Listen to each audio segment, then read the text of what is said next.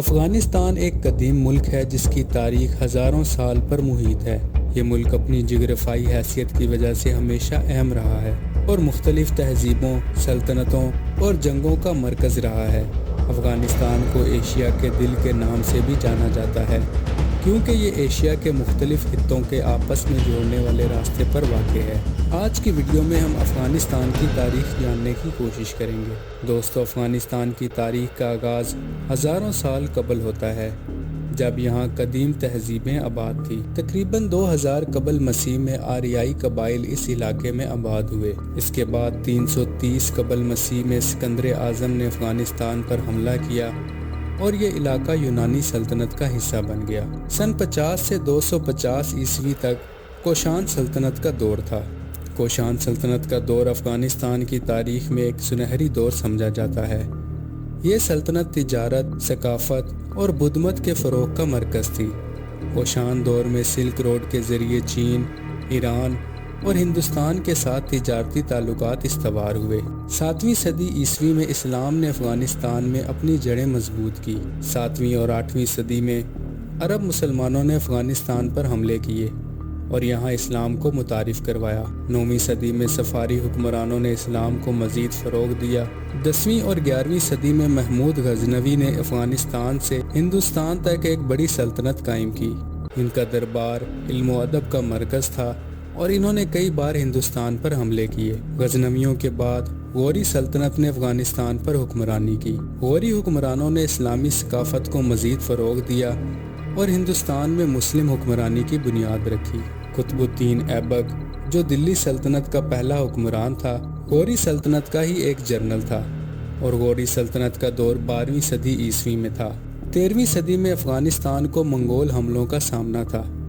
چنگیز خان نے افغانستان پر حملہ کر کے یہاں تباہی مچائی۔ اس کے بعد 14ویں صدی میں تیمور نے افغانستان پر قبضہ کیا اور تیموری سلطنت کی بنیاد رکھی۔ تیموری دور میں ہرات، افغانستان علم و ادب اور فنون کا مرکز بن گیا۔ 16ویں صدی میں ظہیر الدین بابر نے افغانستان پر قبضہ کیا اور اسے اپنی مغل سلطنت کے قیام کے لیے استعمال کیا۔ بابر نے کابل کو اپنا دارالحکومت بنایا اور بعد میں ہندوستان فتح کیا۔ 17ویں صدی میں افغانستان کے مغربی حصے پر صفوی سلطنت کا کنٹرول تھا، جبکہ مشرقی حصے کے مختلف قبائل حکمرانی کرتے تھے۔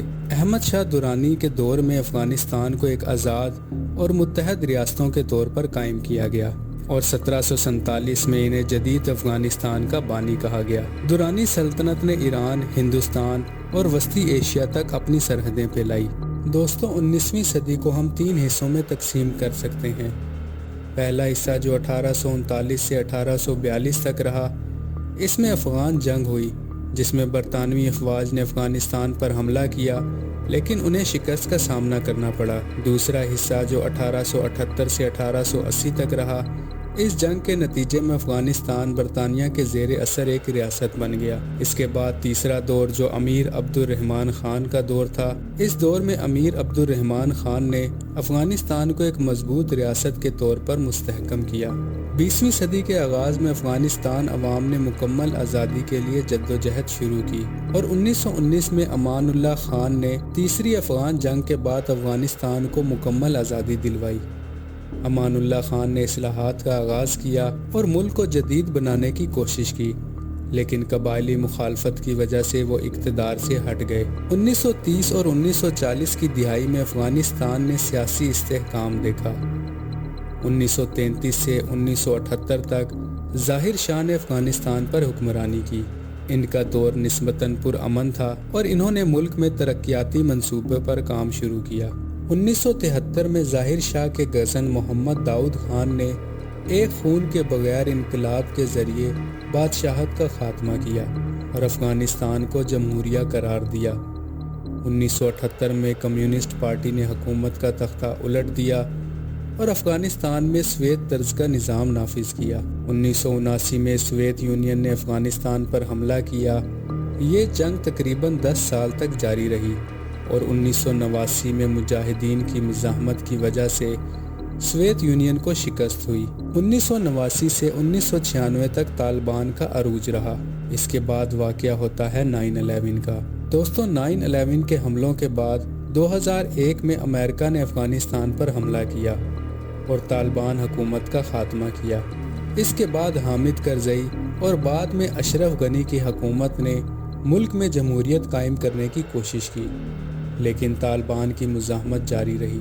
دوستو، اس وقت افغانستان ایک نازک دور سے گزر رہا ہے، جہاں سیاسی، سماجی اور معاشی مسائل طلب ہیں۔ افغانستان کی تاریخ جدوجہد، جنگوں اور قربانیوں سے بھری ہوئی ہے۔ یہ ملک نہ صرف اپنی تہذیبی ورثے کے لیے مشہور ہے، بلکہ اس کے لوگوں کی جرأت اور استقلال بھی دنیا کے لیے ایک اہم مثال ہے۔ آج بھی افغانستان امن، ترقی اور خوشحالی کے خواب دیکھ رہا ہے، اور اس کی تاریخ اس کے لوگوں کی قوت ارادی کا مظہر ہے۔ مزید ویڈیوز کے لیے چینل کو سبسکرائب کریں۔